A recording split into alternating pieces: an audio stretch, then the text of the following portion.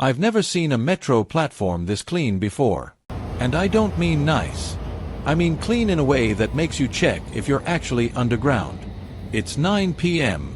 I've been here 3 hours. And I haven't seen anyone eat on the street yet. The taxi from the airport didn't smell like anything.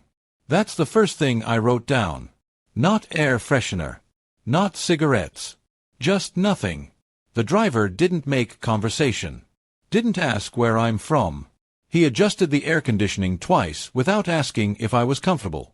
Both times he got it right. We're moving through the city now. On foot. The buildings here don't look tall until you try to find where they end. Everything glows, but nothing flickers. I keep looking for the mess. The torn posters. The graffiti under the overpass. It's not here. There's an older woman crossing against the light. She's the only person I've seen do it so far. She looks both ways 3 times. Even though there are no cars. She speeds up in the middle of the street like someone's watching. Maybe someone is. I stop outside a 7-Eleven. It looks like every 7-Eleven I've ever seen except the floor inside is dry. There's no sticky spot by the drink cooler. A man in a suit buys a sandwich and eats it at a small table bolted to the wall inside the store. He doesn't look at his phone. He finishes in 4 minutes. Throws the wrapper in a recycling bin that has 3 separate slots. He uses the right one. I buy a coffee. It costs more than I expect. I ask the cashier if people usually drink it here or take it outside. She looks confused by the question. She says, "Can do both." I realize I'm asking something that doesn't make sense to her. Outside, I see what she means. There's no law I can see. No sign. But no one is walking and drinking at the same time. They stop. They drink. They throw it away. Then they keep moving. I don't see anyone enforce this. I stand there for a minute, just watching the flow of people. A teenager walks past holding a bubble tea. He stops at a bench. Sits. Drinks. Gets up. Continues. The whole thing takes maybe 90 seconds. But he doesn't rush. He just follows a pattern that everyone seems to know. The MRT station at Orchard has marble floors. Not tile. Marble. It's 9:47 p.m. and there are hundreds of people here, but I can hear my own footsteps. A girl drops her phone. It clatters. Everyone looks. She picks it up fast. Apologizes to no one. I'm noticing the sounds that aren't here. No one is shouting.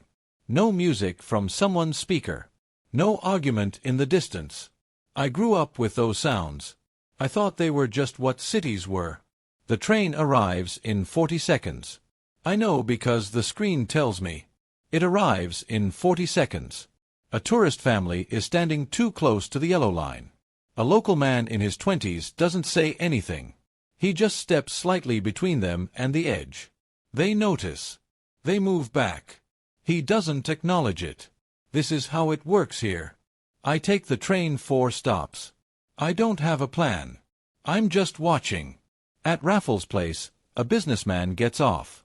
He's carrying a leather bag and moving fast. He stops at the base of the escalator. Looks at his phone. Steps aside to let people pass. Finishes whatever he's doing. Then rejoins the flow. No one bumped into him. Because everyone saw him stop and adjusted. I try to imagine this in New York. In London. I can't. The platform empties within 2 minutes. The next train is in 3 minutes. I wait. A woman in her 40s stands near me. She's wearing scrubs. Hospital scrubs. Her shift just ended, maybe. She looks tired. But she's not leaning against the wall. Not sitting on the ground. Just standing. Waiting. The train comes. We get on. She sits near the door.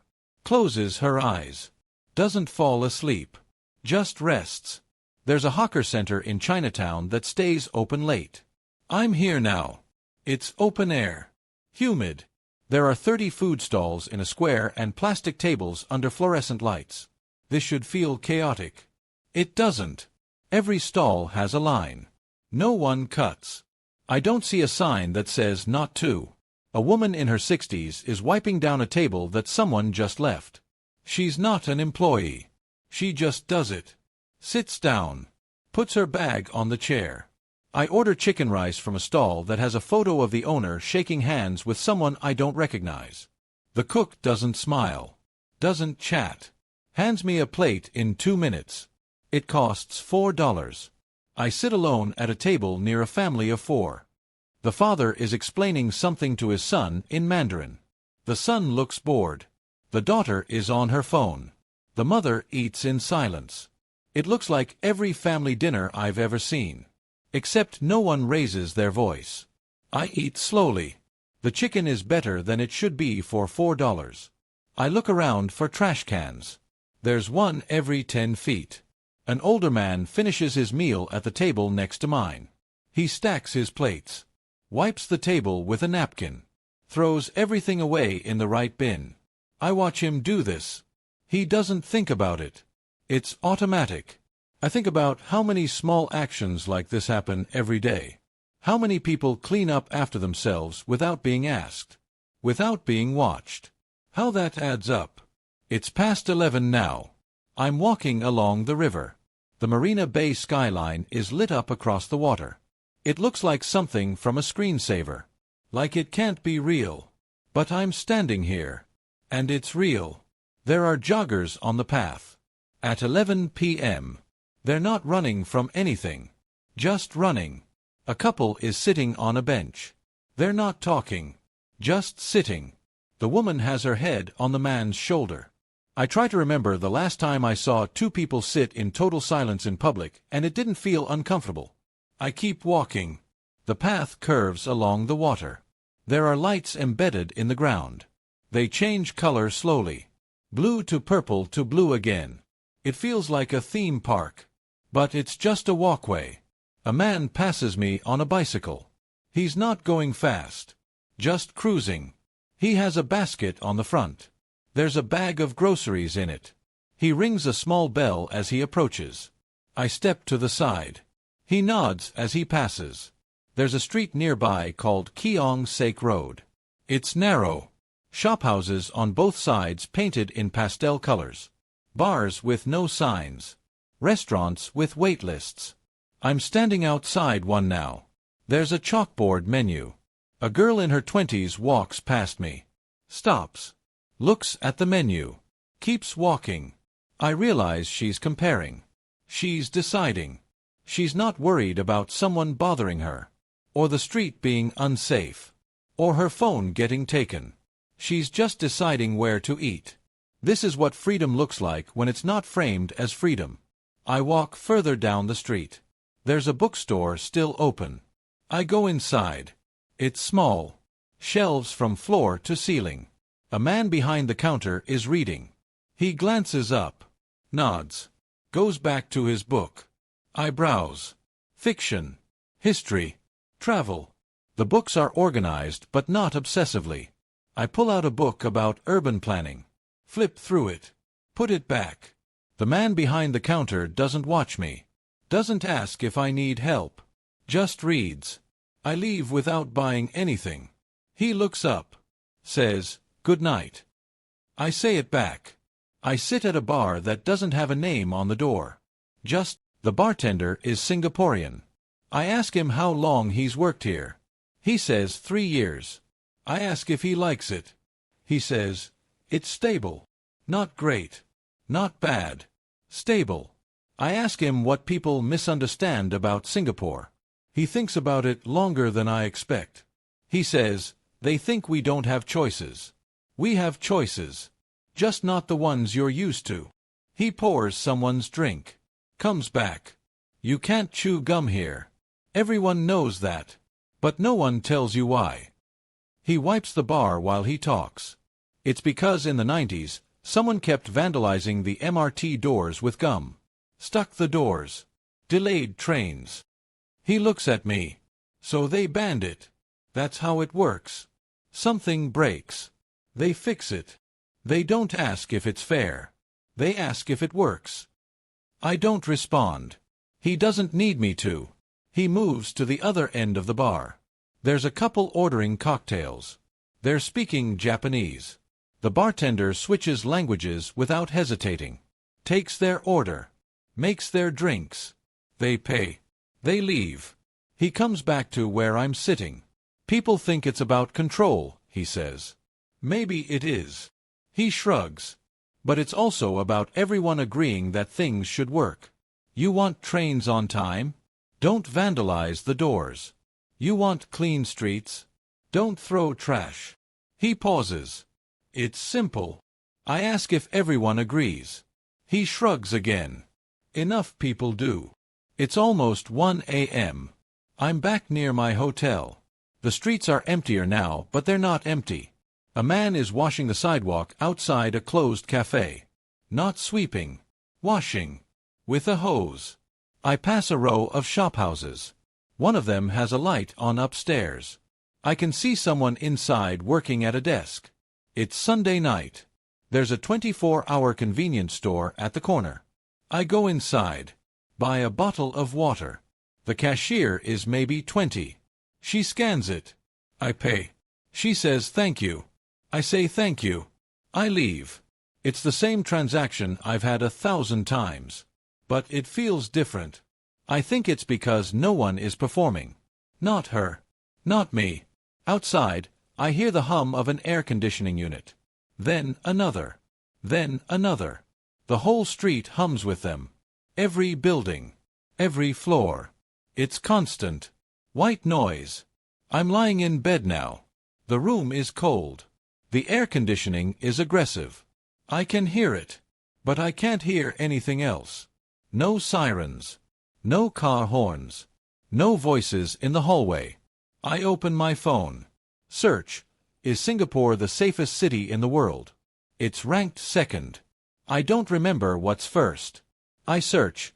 Why is crime so low in Singapore? The answers are what I expect. Strict laws. Heavy enforcement. Cameras everywhere. High conviction rates. Mandatory sentences for certain crimes. No tolerance policy. I close my phone. I think about the woman crossing against the light. How she looked over her shoulder. How she sped up even though no one was there. I think about the word the bartender used. Stable. The next morning I'm in a coffee shop. Not a cafe. A capicium. It's in the ground floor of a public housing block. There are people eating breakfast at 7 a.m. Eggs. Toast. The toast is grilled over charcoal. I can smell it from outside. I sit down. Order the same thing the man next to me is eating. He's reading a newspaper. Actual paper. He's maybe 70. He doesn't look at me. The coffee comes in a thick ceramic cup. It's sweet. Too sweet. But I keep drinking it. An older woman sits down at the table across from me. She's alone. She orders in a mix of English and something else. Hokkien, maybe. The server nods.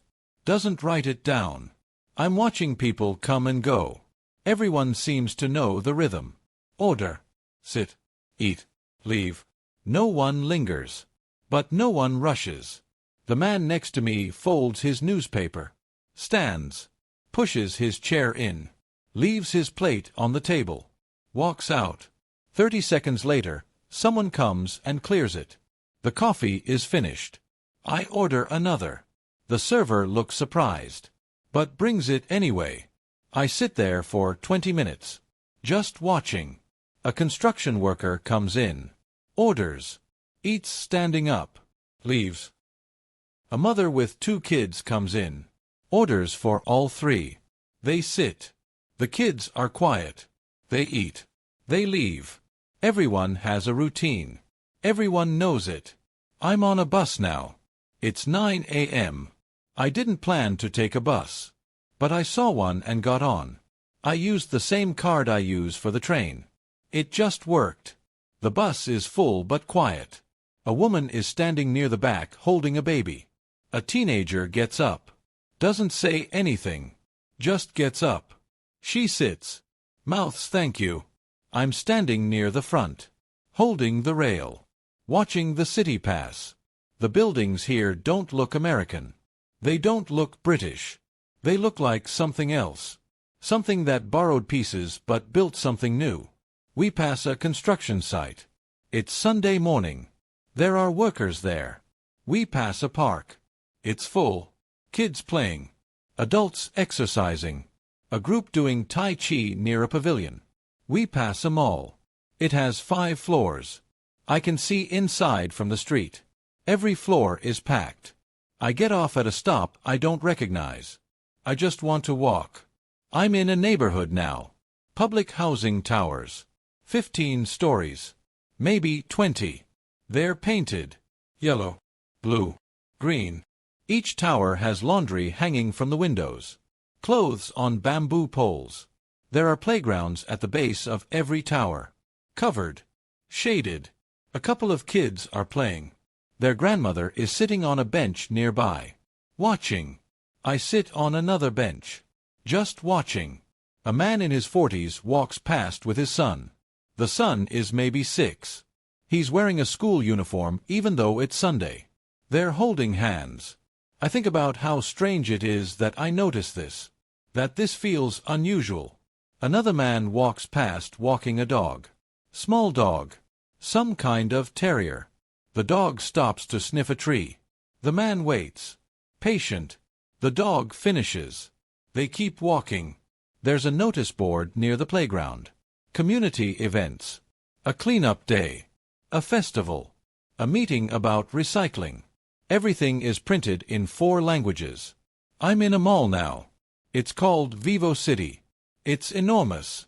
3 floors. Maybe 4. I've lost count. There are brands I recognize. Brands I don't. The air conditioning is so strong I regret not bringing a jacket. There are families everywhere. It's 11 a.m. on a Sunday. This is what people do. They come here. They shop. They eat. They walk around. I take an escalator to the top floor. There's a food court. It's not like the Hawker Center. It's cleaner. More corporate. But it's full. I sit down without ordering. Just watching. A kid spills a drink. His mother doesn't yell. She just gets napkins. Cleans it up. The kid looks embarrassed. She says something I can't hear. He nods. A janitor walks over. The mother says, "Sorry." The janitor smiles. Says, "It's okay." Cleans the rest. No one treats this like a crisis. I watch the janitor move through the food court.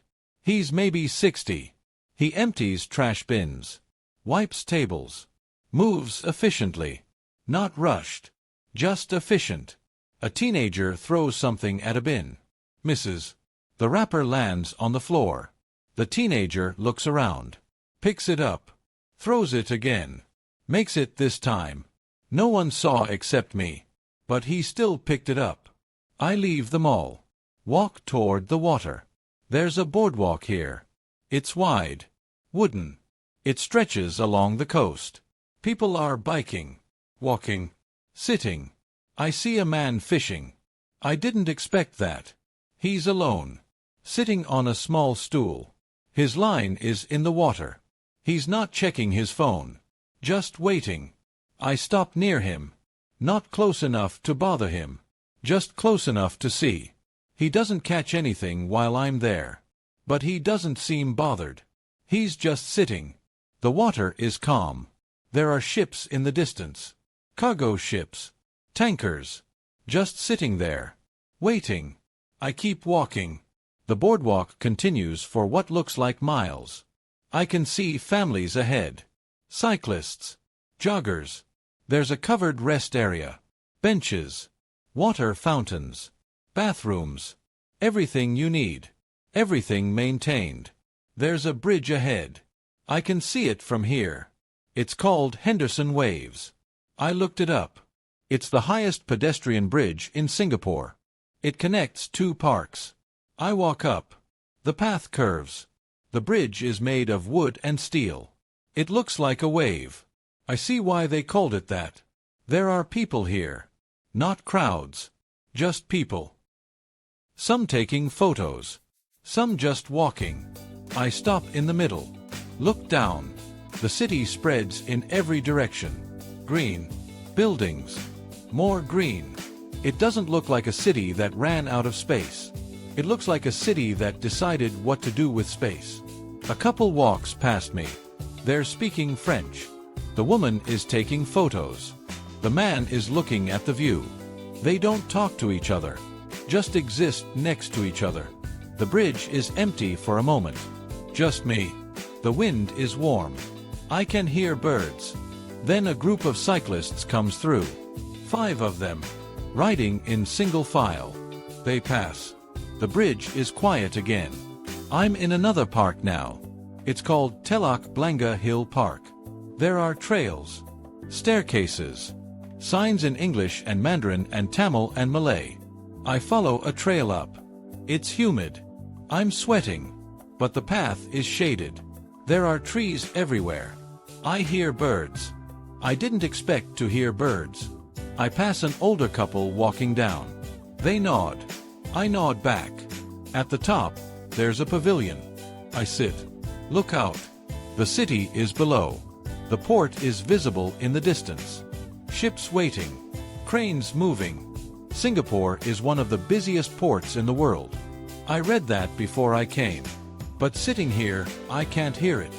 I can see it, but I can't hear it. I stay there for 15 minutes. No one else comes up. Just me. And the birds. And the city below. It's afternoon now. I'm back in the central city. Raffles Place. The financial district. It's Sunday, but some of the buildings are lit. People are working. I walk into one of the towers. Just to see if I can. The lobby is marble. There's a security guard. He looks at me. I wave. He nods. I leave. I'm not supposed to be here. But no one stopped me. I cross the street. There's a plaza. Sculptures. Benches. Office workers eating lunch. On a Sunday. I sit on a bench. Watch. A woman is eating a salad. From a plastic container. She finishes. Closes the lid. Puts it in her bag. Doesn't throw it away. She'll throw it away later. I find another bench near the river. Sit down. There are people jogging. Still. It's 3 p.m. It's 90 degrees. They're still jogging. A man sits down next to me. He's maybe 50. He's breathing hard. Just finished running. He doesn't look at me. Just catches his breath. After a minute, he pulls out his phone. Checks something. Puts it away. Stands. Stretches. Leaves. I think about how much of life here happens in silence. How much is understood without being said. I'm in another hawker center now. This one is in Tiong Bahru. It's older. The tiles are cracked. The paint is faded. But it's full. I order laksa from a stall run by a woman in her 70s. She doesn't speak English. I point. She nods. Hands me a bowl 3 minutes later. I sit at a table near a group of older men playing checkers. They're speaking in Hokkien. Laughing.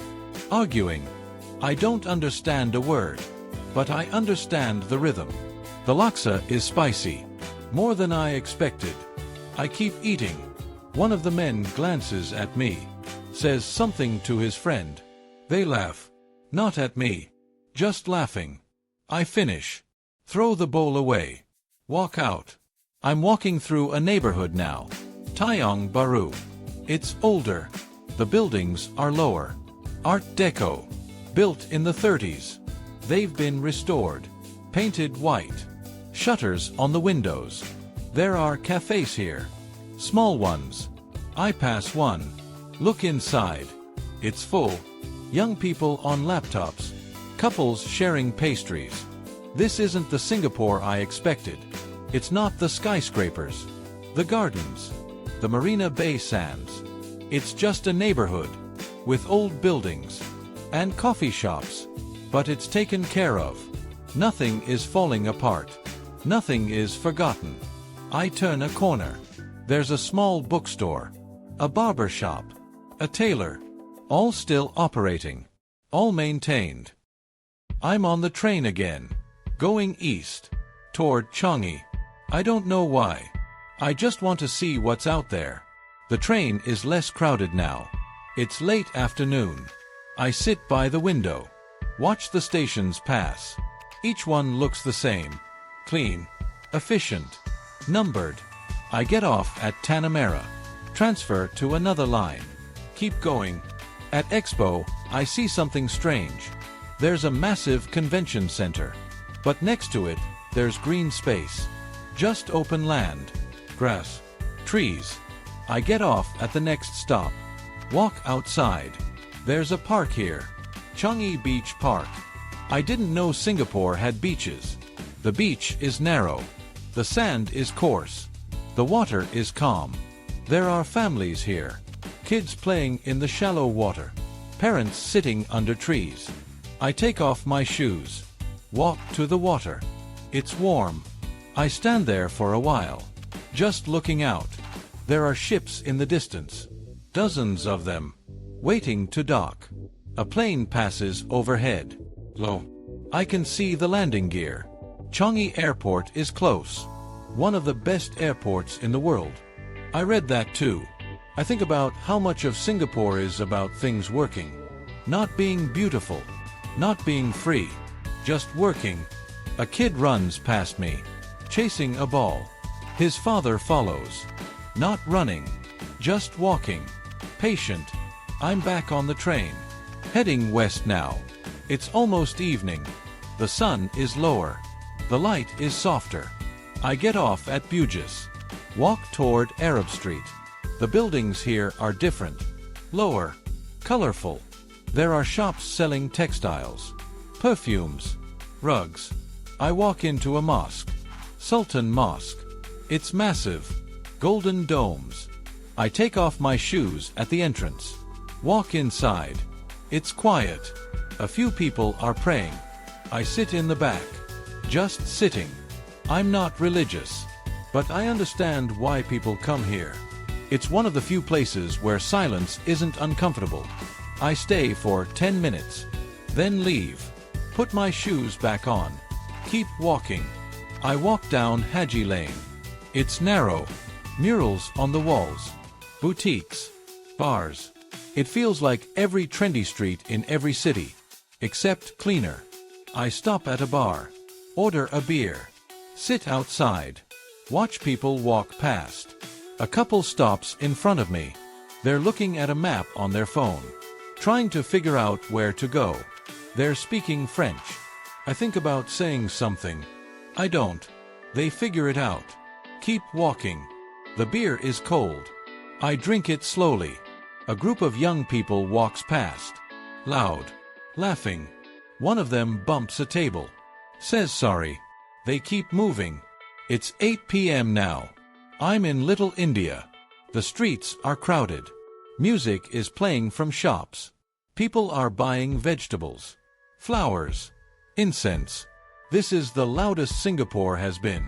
But it's still not loud. Not compared to other cities. I walk past a temple.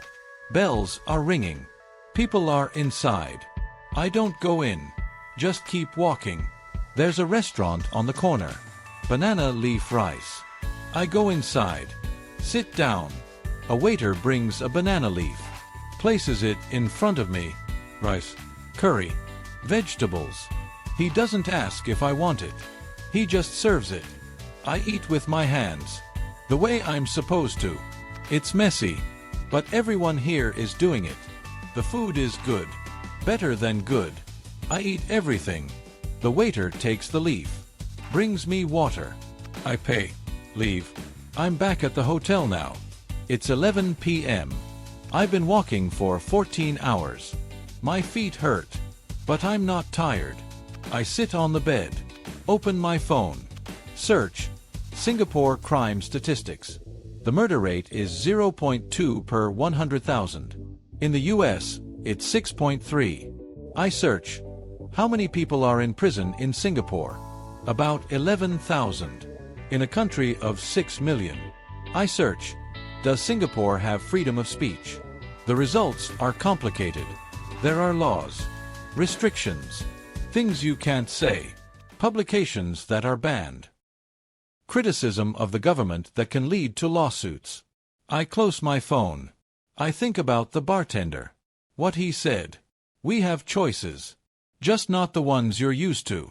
It's my last morning. I'm at a Capitium again. Different one. Same routine. Coffee. Toast. Eggs. I'm sitting across from a man in his 30s. He's reading something on his tablet. I ask if he's from here. He looks up. Says yes. I ask what it's like. Living here. He thinks about it. Says, safe. Comfortable. Predictable. I wait. He says, some people find that boring. I find it easy. He goes back to his tablet. I finish my coffee. Pay. Leave. I'm at the airport now. Changi. Terminal 3. It has a waterfall inside. 40 meters tall. It's real. I'm sitting in the departure lounge. Watching people. Families. Businessmen. Tourists. I think about the last 3 days. What I noticed. What I didn't. I think about the woman crossing against the light.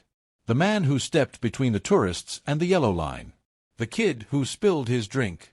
The joggers at midnight. I think about the rules I never saw written down. But everyone followed anyway. Singapore works because people believe it works. And that belief is reinforced every time someone picks up trash that isn't theirs. Every time the train arrives in 40 seconds. Every time you walk alone at night and nothing happens. But I keep thinking about cost. Not money. The other kind. What do you give up when nothing breaks? When every system runs on time. When every street is clean. When every rule is followed.